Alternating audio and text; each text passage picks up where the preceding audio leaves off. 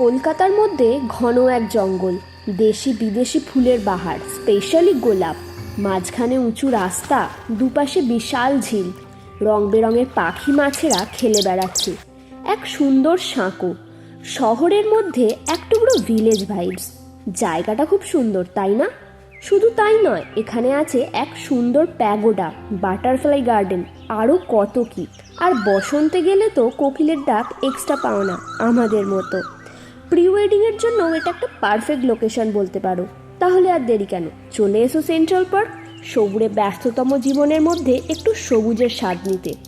দেখো, তোমরা রবীন্দ্র সরোবরে গেলেও কিন্তু এরকম একটা পরিবেশ পাবে, কিন্তু ওখানের জঙ্গলে তুমি হারিয়ে যেতে পারবে না। আর এখানের জঙ্গলটা কিন্তু বেশ গভীর, ছোট্ট করে চাইলে হারিয়েও যেতে পারো তোমরা।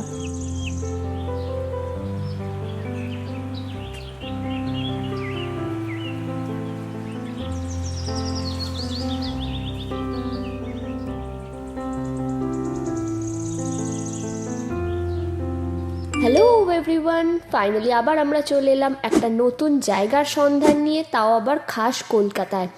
এক সবুজের প্রাণকেন্দ্র বলতে পারো, সেটা হলো সেন্ট্রাল পার্ক। এবারে আমরা ইন্ট্রোটা ভয়েস ওভার দিচ্ছি, তার একটাই কারণ হচ্ছে যে আমাদের এই ক্যামেরাটা কখনই যে ফটো মোড অন হয়ে গেছে আমরা সেটা খেয়ালই করিনি।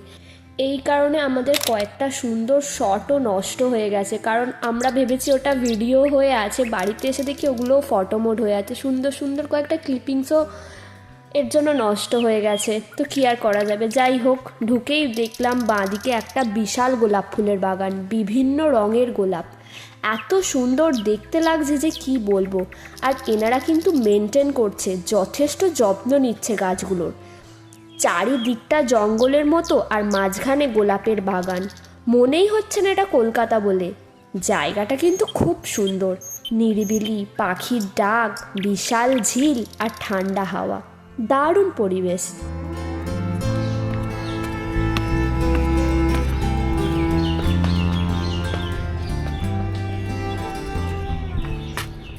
পার্কের এই জায়গাটা কিন্তু দারুণ। এর আগের বারে যখন আমরা এসেছিলাম এইখানে এসে কিন্তু আমরা টাইটানিক পোজ দিয়েছিলাম।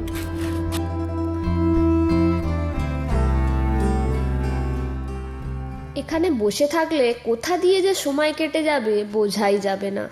এই সেন্ট্রাল পার্ক বা বনবিতান পার্ক সপ্তাহে প্রত্যেক দিনই খোলা থাকে, সকাল 10টা থেকে বিকেল 5টা অবধি।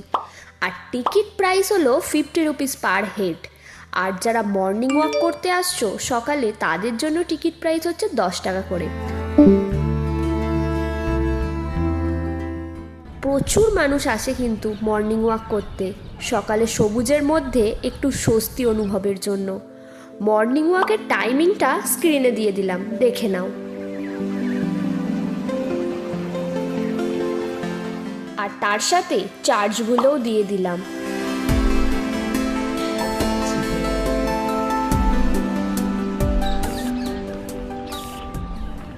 আমরা বাটারফ্লাই গার্ডেনের জন্য যাচ্ছিলাম, কিন্তু বাটারফ্লাই গার্ডেনের কোনো খুঁজেমতি নেই, এর কোনো চিহ্নই নেই। না, সেটাই হচ্ছে কথা।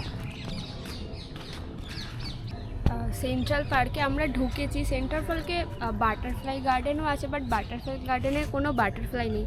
তবে এই জায়গাটা বেশ খুব সুন্দর, অনেককে দেখেছি এসে এখানে ছবি তুলে, আমরাও এখানে এসে ছবি তুলেছি। চলো বাকি জায়গাটা ঘুরে দেখি। বিশাল বড় একটা ঝিল আছে, ঝিলের পাড়টা দেখি ঘুরে। এটা কিন্তু প্রি ওয়েডিং শ্যুটের জন্য একটা পারফেক্ট লোকেশন। তবে হ্যাঁ, সেটার জন্য চার্জ দিতে হবে, ফ্রি নয় কিন্তু। ফার্স্ট অফ অল, যে কোনো ক্যামেরা ভিতরে ইউজ করার জন্য 300 রুপিস পার ক্যামেরা চার্জ ওনারা ফিক্সড করেছেন। যে কোনো শ্যুট বা সিনেমা সিরিয়াল যাই হোক না কেন, সেটার জন্য 3000 রুপিস পার আওয়ার। মনে রেখো কিন্তু হ্যাঁ চার্জগুলো। আর সারাদিনের জন্য যদি কেউ টোটাল 8 আওয়ার্সের জন্য এখানে শ্যুট করতে চায়, সেটার জন্য 14,000 রুপিস। আর তোমরা যদি এক্সট্রা কোনো ঘর ভাড়া নিতে চাও, সেটার জন্য তোমাকে আরও 2500 টাকা পে করতে হবে।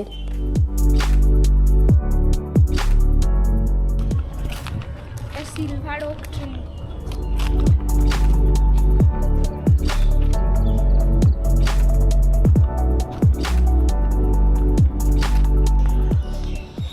অ্যাকচুয়ালি এই জায়গাটা হচ্ছে নিরিবিলিতে বসার জন্য, পরিষ্কার কথা, ঝিলের পাড় পরিষ্কার ভাই, প্রচুর গাছপালা আছে, প্রচুর গাছপালা আছে। কেউ যদি গাছপালা চিনতে চাও এখানে চলে আসতে পারো। প্রত্যেকটা গাছের নিজে নিজে প্রত্যেকটা গাছের নাম লেখা আছে। জায়গাটা খুব সুন্দর, এটুকুই বলা যেতে পারে।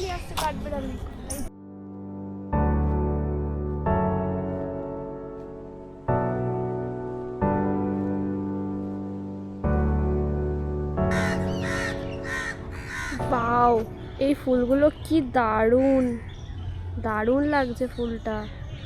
এখানে প্রচুর ধরনের গাছ আছে আর তার সাথে বিভিন্ন ধরনের ফুলের পুরো বাহার।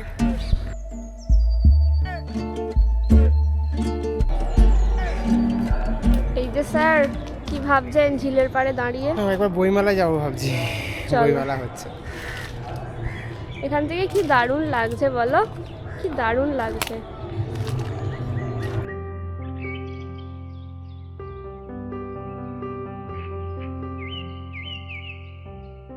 এইটা এখন বোধহয় বন্ধ আছে, বাট এটা বোটিংয়ের যে এরিয়াটা, এটা হচ্ছে বোটিংয়ের এরিয়াটা, বাট বোটিংয়ের জন্য চার্জ হচ্ছে 100 টাকা। আর বোটিং দেখে মনে হচ্ছে বন্ধ আছে, জানি না, আমরা শিওর নয়, বাট এই পার্টিকুলার লোকেশনটা তো বন্ধই আছে, বা হয়তো ওই দিক থেকে নেবে কাউকে চালাচ্ছে, হয়তো জানি না, আমরা দেখিনি কাউকে বোটিং করতে আপাতত।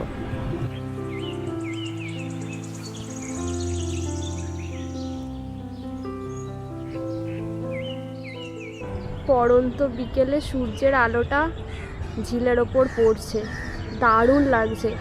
ডিএসএলআর থাকলে যদি একটু ভালো বোঝা যেত, আমাদের কাছে ডিএসএলআর নেই, অ্যাকশন ক্যামেরা, যতটুকু বোঝা যায় আর কি। সেন্ট্রাল পার্কের এক অন্যতম আকর্ষণ হলো এই রাস্তাটা। দুদিকে ঝিল আর মাঝখানে উঁচু রাস্তা, রাস্তার দুপাশে সারি সারি গাছ, পাখির কিচিমিচির শব্দ, মৃদুমন্দ বাতাস, আর আমরা হাত ধরে হাঁটছি মাঝখান দিয়ে। একটা ভাইবসটাই কিন্তু পুরো আলাদা, আলাদাই একটা ফিলিংস কিন্তু এই জায়গাটার পার্টিকুলারলি। এই ব্রিজটা কিন্তু খুব সুন্দর। এই রাস্তাটা তো এমনিতে একটা গ্রামের ভাইবস ফিল দিচ্ছে, তার মধ্যে মনে হচ্ছে এটা একটা সাঁকো টাইপসের।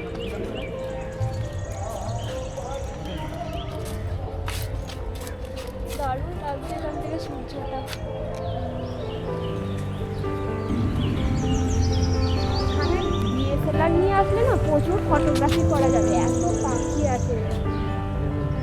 এখানে অ্যাকচুয়ালি একটা ডিএসএলআর নিয়ে যদি আসা যায় না, খুব ভালো ফটোগ্রাফি করা যাবে, কারণ প্রচুর পাখি টাখি রয়েছে তো, পুরো চারিদিকে গাছ, খুব সুন্দর দেখতে লাগবে, মানে প্রচুর। আমি জানি না সব পাখির নামটা, মানে পাখি কয়েকটা পাখি তো দেখিনি কোনোদিন আমি।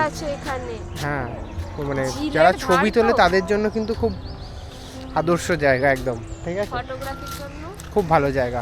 বা বার্ডস ফটোগ্রাফি, হ্যাঁ, ফটোগ্রাফি ভিডিও এর জন্য কিন্তু 300 টাকা আলাদা, মানে ক্যামেরার চার্জ, ঠিক আছে। এখানে একটা প্যাগোডা মতো আছে, আগে এই জায়গাটা খুব সুন্দর ছিল, এখন প্যাগোডাটা খুব নোংরা হয়ে গেছে, মানে দূর থেকে দেখে তো সেটাই মনে হচ্ছে।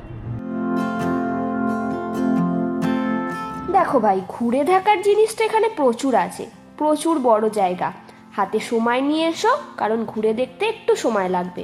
প্রচুর বিদেশি গাছপালা আছে এখানে।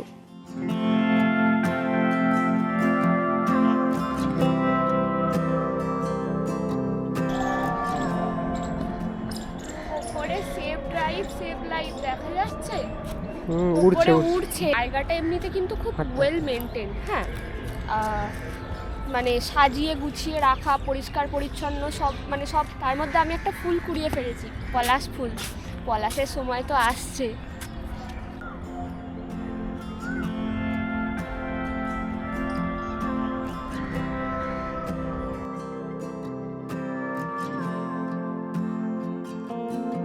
এগুলো দেখে যেন মনে হচ্ছে গাছের ডালগুলো আকাশে যেন নকশা এঁকে দিয়েছে।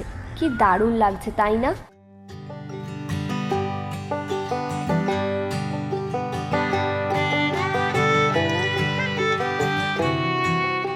প্রচুর ধরনের পাখি আছে এখানে, এমন পাখিও আছে যা আমরা আগে কখনো দেখিনি। এত কালারফুল পাখিগুলো যেন মনে হচ্ছে রং তুলি দিয়ে কেউ এঁকে দিয়েছে মনে হচ্ছে। ওই মুহূর্তে হাঁটতে হাঁটতে আমরা ডিএসএলআরের অভাব বোধ করছিলাম, কাশ আমাদের কাছে একটা ডিএসএলআর থাকতো আর আমরা ওই পাখিগুলো সুন্দর সুন্দর ফটোগ্রাফি আর ভিডিওগ্রাফি করতে পারতাম। বাট ঠিক আছে, নো প্রবলেম, অ্যাকশন ক্যামেরা কিনেছি, একদিন আমরা ডিএসএলআরও কিনবো আস্তে আস্তে। তার জন্য তোমাদের সাপোর্ট চাই গাইজ, একটু লাইক শেয়ার সাবস্ক্রাইব করো।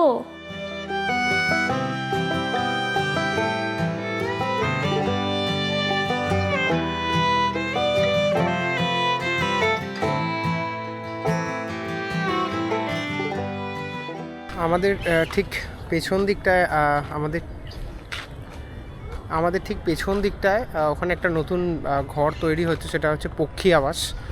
তো আশপাশে এই জায়গাটা বেশ ভালোই ঘন জঙ্গল আছে, আর এখান থেকে অ্যালবেল করে যাচ্ছে, ঘুরে বেড়াচ্ছে, আর এর জন্য আবার আবাস তৈরি করছে। এরা হ্যাঁ, আবাসে মানে সেটাই। থাকবেও না, এরা চারদিকেই ঘুরে বেড়াবে, এমনিই ঘুরে গাছপালার বেড়াবে, উপর। আলাদা করে পক্ষী আবাস বলে কিছু নেই, বাট আশপাশ দিয়ে অনেক রাস্তা চলে গেছে ভেতরে। হ্যাঁ, প্রচুর বড় জায়গা, ঘুরতে সময় লাগবে, সময় নিয়ে আসতে। বিশাল বড় এলাকা, আর মাঝে মাঝে রেস্ট নেওয়া আর বসে গল্প করার জন্য প্রচুর সুন্দর সুন্দর জায়গার ব্যবস্থা করা আছে।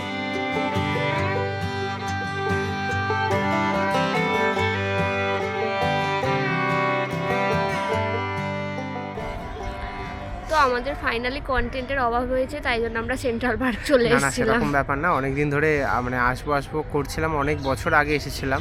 হ্যাঁ, তো ভাবলাম আজকে একবার চলে যাই, এখনো শীতটা আছে তো, মানে শীত নেই, শীত চলে গেছে প্রায়।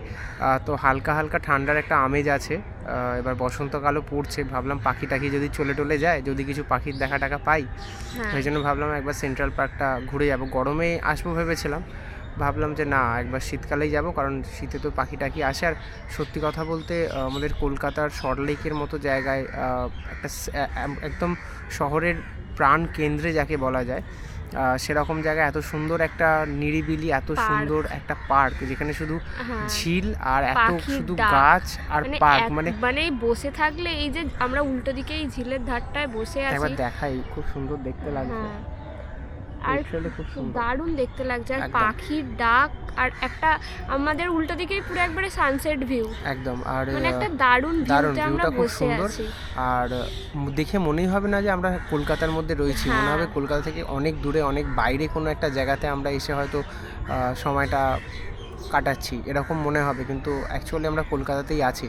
এটা এই যে এনভায়রনমেন্টটা, তোমাদেরকেও বলবো তোমরা চলে এসো, আর আমাদের ভিডিও কেমন লাগলো জানিও, ভালো লাগলে লাইক কমেন্ট করো, ঠিক আছে? আর সাবস্ক্রাইবটা তো একটু করেই দিতে পারো, তাই দেখা না? হচ্ছে নেক্সট কোনো ভিডিওতে, চলো বাই, টাটা।